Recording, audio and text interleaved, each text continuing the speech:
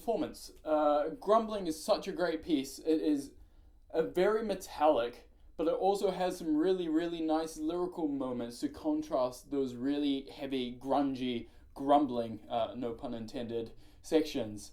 In this piece, we have three main motifs. A motif is like a recurring idea that occurs throughout a piece. So the first is this. It's what we might call the rumbling theme. The second comes straight after that.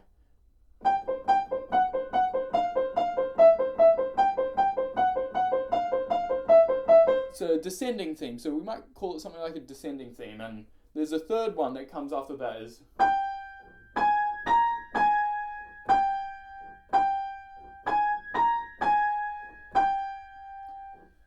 The third one is actually quite interesting. It's very, very reminiscent of Dvorak's Ninth Symphony. In his fourth movement, the main theme goes like this.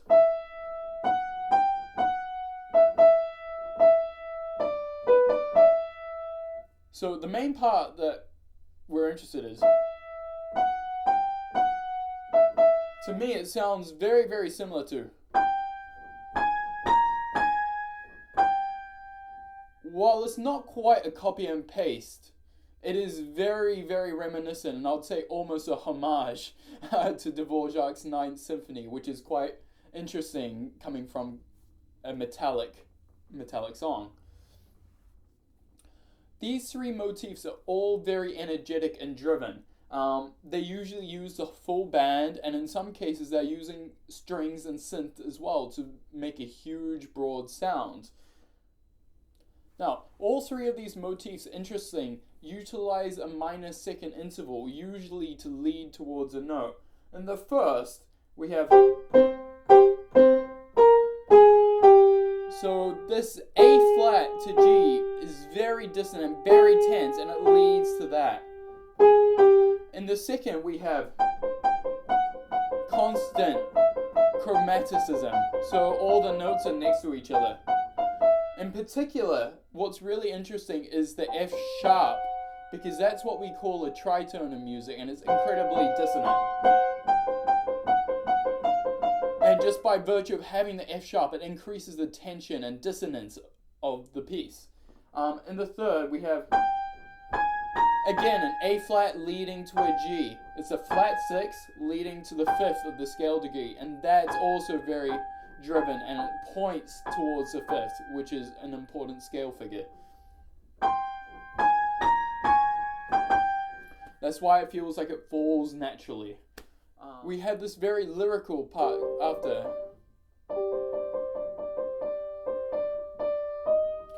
But then that's rudely interjected by something like that.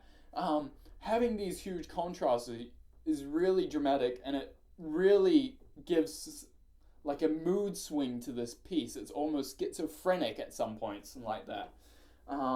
What's also very interesting is, again, we have a minor second interval which leads to that. In this case, it's a D flat instead of an A flat, which in the key of C minor is the flat second, which is a very strong chord in a minor key, and I'm sure you can hear that. It feels really forced and abrupt, but it's really, really cool and dramatic and well executed. After we have that, we return to the third motif, and then after exploring the third motif in another respect, then we arrive to the most lyrical section. After exploring the third motif, we arrive at this very, very lyrical section in comparison to the harsh voiced consonants that we get earlier, with heavy stuff down there that is a bit hard to mimic on the piano, but the metallic voice, that kind of style, we get something much more lyrical.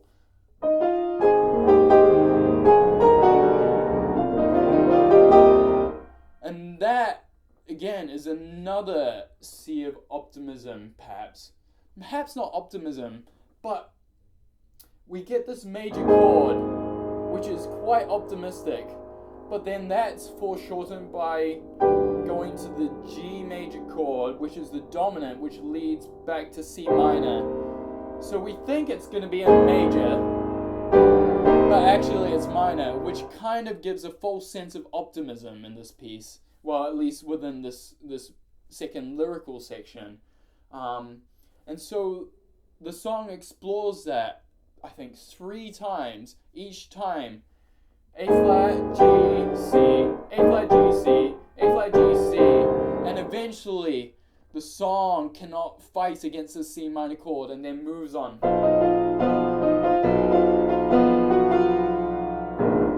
Again, here we have a F and a B. Here again, this is a tritone, so that again is very tense and it needs resolving. And it actually resolves down to a B flat, strangely.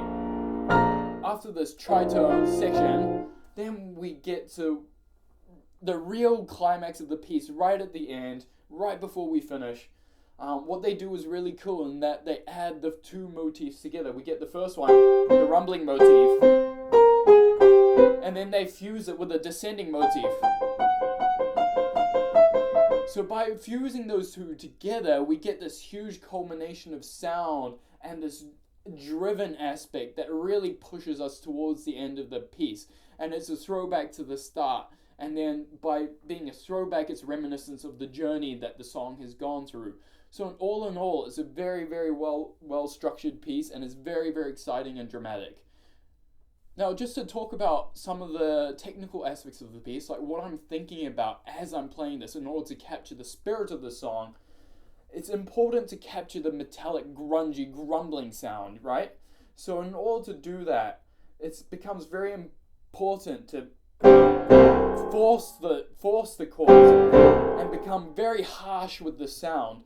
I think of adding a little bit of extra jolt of energy into these chords, just whenever I play these big metallic sounds, to give that hard, brutal edge to it. The second motif is actually quite challenging, so here we need to do a lot of slow practice, and I would actually recommend a lot of single hand practice. It's not very common, but just because it's so awkward. Sorry, I'm missing it. Definitely have to look at the piano. It's definitely very challenging. But that's something that requires a lot of practice, and there's a lot of cross fingers to make sure I pull it off while I play.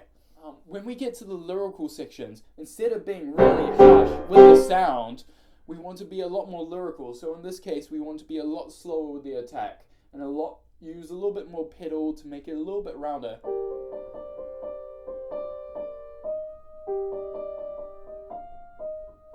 Just very, very soft and very gentle, so we can have that nice contrast between that and which needs to be very, very focused and very, very finessed. When we play the other lyrical section, it's the same thing, but it's a little bit harder because we have more notes in the right hand, but it's still possible to make it sound a little bit sweeter and a little bit more passionate, as opposed to just hard and driven. Also with the left hand, it's important to keep it really relaxed and really nice and easy, so that it can just flow like that. If you tense up your palm and you're tense everywhere else in the body, it will sound a little bit harder and won't flow as well. So it becomes very important to keep that in mind.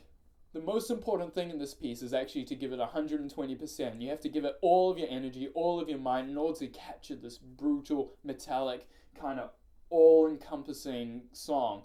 Like, if you don't give it 100% and you don't really feel it, then it's just not going to work out, unfortunately. But anyway, I hoped that you were able to see that in my performance. I hope you found this interesting. If you'd like me to look at another piece, please give me a suggestion in the comments down below. Otherwise, I hope you have a good day. Cheers.